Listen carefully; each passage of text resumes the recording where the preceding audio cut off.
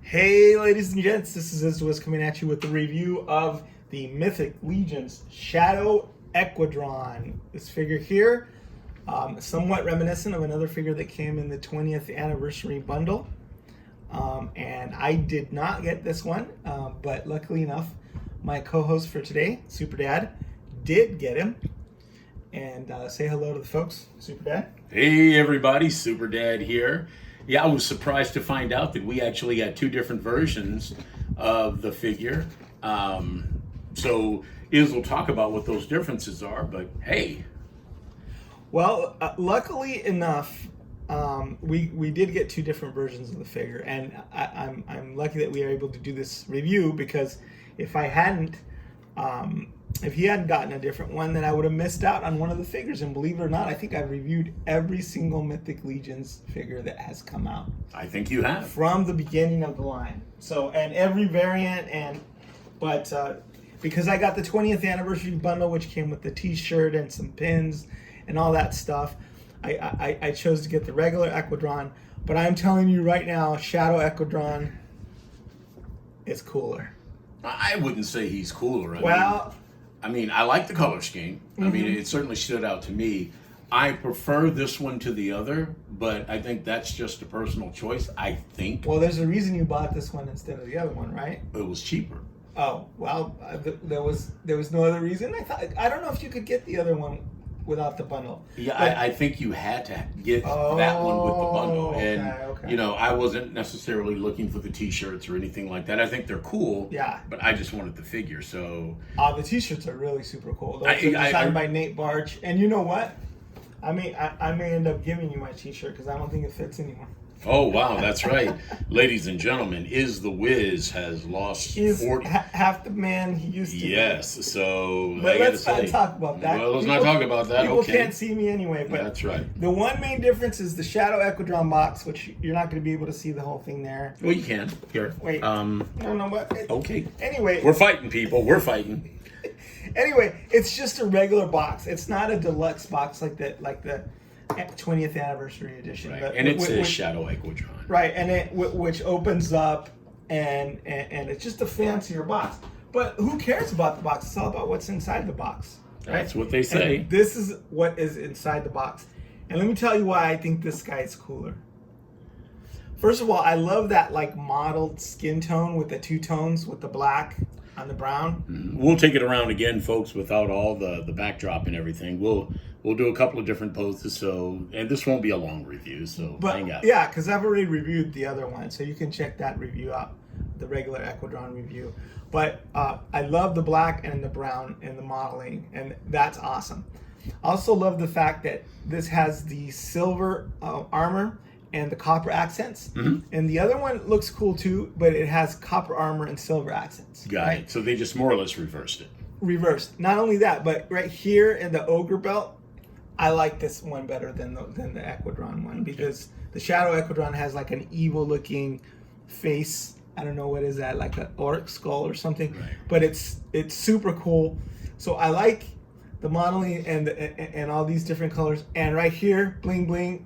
The gold. Yeah, the gold looks good. There are times that Iz and I don't always agree on the figures, but this one I think is one that we both love. I love the colors. I love the idea that he's like a bad guy, enthralled. He looks like a zombie, horse. And right.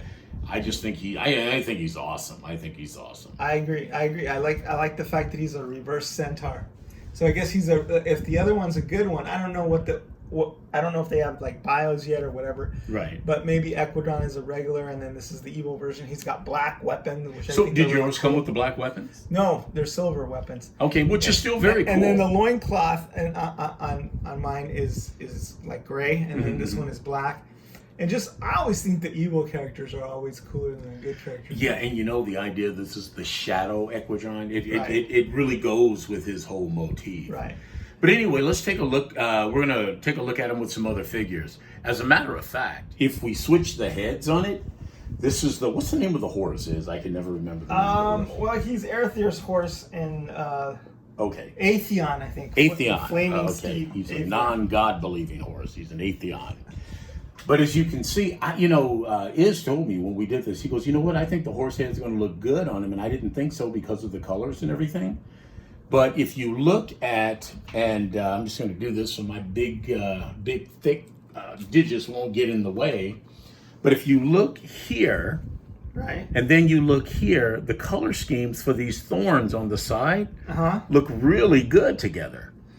And then if you look at the... because they match the horns? They do, they match the horns. And then if you look at this portion of the snout, it kind of fills in with the rest of the body color. So you could actually look at, that this is pretty compatible. I'm going to remove just some of the backdrops so we can move them let's around. be clear here. He doesn't come with the second head. He does not come with the second head. This is Atheon. You have to buy Aether's horse. And honestly, nobody's going to just buy a horse and then remove the head and make their own Equaddron. But I'm thinking in the future they could have like a horse. Right. And I would even love to have like a red, like demon Satan horse like this with the horns and everything. Right. And I love these Tauntaun type inspired horns that we've seen on other figures. And I mean, as good as this looks, Yeah. if we just take a different angle, so he is a bad A figure. I dig this figure a lot. This may be one of my favorites for Mythic Legion, though honestly there's so many nice ones, but I'm just telling you right now, that is a superb figure. Plus he's huge. I'm afraid that head may stay on him for a little while. I just like the way it looks. Even the studs in front. Right. You see the studs in front? Right. They more or less, even though they're a little different color, right, but they match in design. Okay. I really like that head on this particular horse. That. Yeah. So there's a lot more aesthetics here that are pleasing. Where's the Bojack Horseman head? Where's that? Where'd you put that? I put it here. So you want me to put it put it there? Yeah. Well, obviously, look at all the detail on there. Oh yeah. I mean, both heads are great. What is this? Is this like a scapula on the side of his? Like used as armor or something? I think so. And then I think it's supposed to be. I don't think that's supposed to be of his bone structure. And obviously he's some sort of undead creature because his mouth. Yeah. At first when I saw it, I thought those are just coverings on the snout. Yeah. But clearly that's part of his. That's part of his body design. But he won't be able to drink with that mouth. That's true. And he won't be able to kiss his mom with that mouth. He won't be able to eat food with this mouth. Unless his mom has the same kind of mouth, right? But I mean, this figure looks really great, and I've had a chance to take a look at it with other figures. If you look here, you'll see how this figure stacks up with other figures. So what we've done is we've brought out some of the old line from the Seventh Kingdom. I guess I shouldn't say Seventh Kingdom anymore, but certainly you can see how massive this figure is. I love these female felines.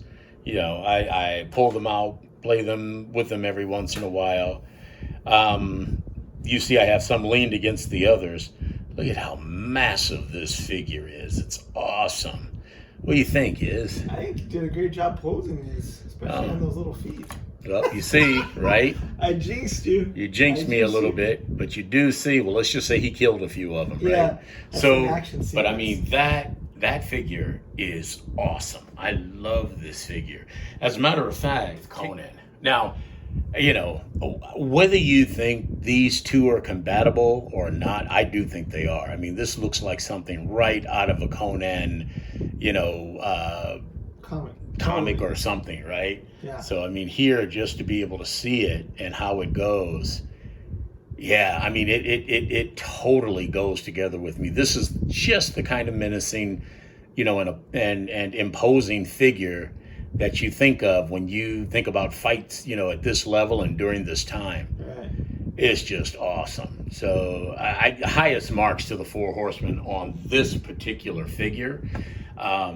I could put him with anything and anybody and he would look great. I'm glad you dig him. And I can honestly say, I think you like him even more than I do, and I like him plenty, but this is the greatest zombie reverse centaur action figure ever in the history of mankind. And I'm here to tell you, with being able to swap the head, I'm probably going to leave it because he's menacing enough and cool enough, and I want to keep the horse's head on the horse that it came with. Right. But hopefully what we'll be seeing in the future, down the road, since they've got the bucks for these, is a different kind. I think you mentioned something like that either on camera or off camera, that we might get a variation. Well, I don't know. I would love to get like a red, reverse centaur, red Equaddron with horns. Yeah, those. What do you call the horns devil on the side? horse? I don't know what. The one that came Tafas. Tauntauns. Yeah, that really looks good. Those horns, I think Eric Treadaway, the sculptor, is quite fond of Star Wars, and obviously we saw horns that are reminiscent of the Tauntaun horns on the Ice Troll. Yeah, and also on the Aethon body, and I can't get enough of those. So I would love to get another one of these. Right.